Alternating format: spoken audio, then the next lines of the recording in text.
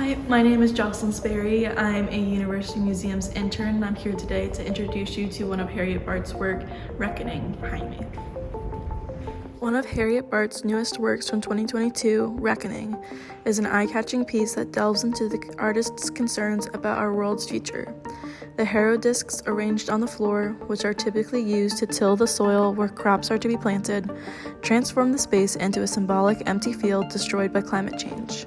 Each disc holds a substance that Bart imagines could cover the surface of the earth in a dystopian world: shattered glass, bone, and various types of remains of human culture and waste. Each disc has a plumb bob suspended over its contents to represent a metaphor in the search for what is timeless and true, an intersection of the vertical and horizontal. Looking past the field of discs and plumb bobs, the audience sees a table set with mysterious items. At first glance, it seems like it is set for a meal, but a closer look shows nothing is edible. A harrow disc full of word spaghetti, various manuscripts, a glass with a golden spear, and other objects that are not quite recognizable. The seat at the table is reserved for the one that sees the need and is committed to the possibility of change.